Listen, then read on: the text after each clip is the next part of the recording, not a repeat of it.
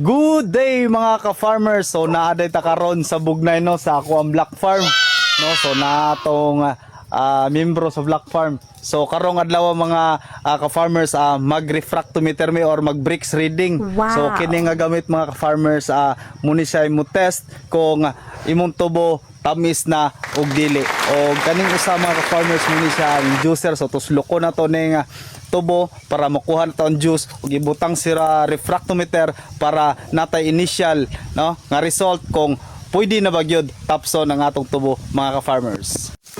During dapita mga ka-farmers nagsugod na mig sulod sa area sa ako ang Black Farm member. So nakita na to mga ka-farmers no nga medyo gagmay og taas ang balwang sa punuan sa tubo tungod kay naigo kini sa taas nga init o El Nino mga ka-farmers.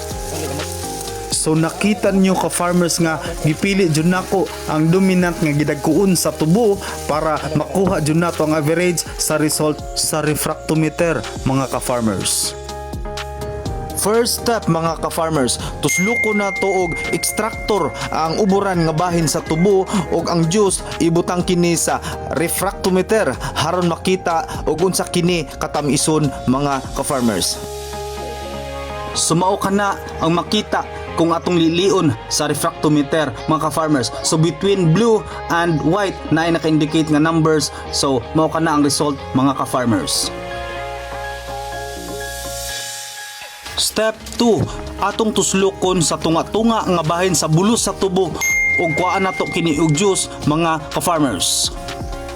Ug pagkahuman ato kining ibutang ang juice sa refractometer mga ka-farmers.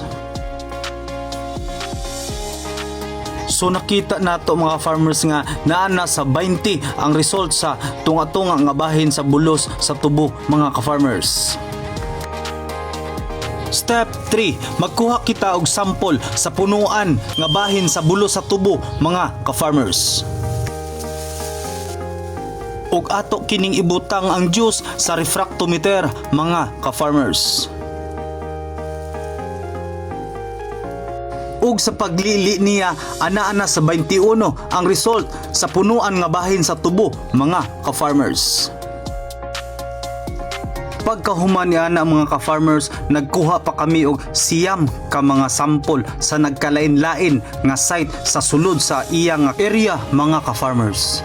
Pagkahuman niya na mga ka-farmers, akong gi-average ang tanan nga nakuha nga sample gikan sa top, middle, base nga bahin sa bulos sa tubo mga ka-farmers.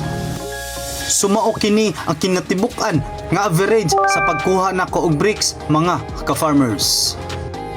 Base sa result, medyo mubo pa jud ang bricks sa iyang tubo mga ka-farmers. Maunang ako siyang gi-advisean nga kung mahimo mo paabot lang usa og mga 15 o 20 kaadlaw before niya tapson ang tubo mga ka-farmers.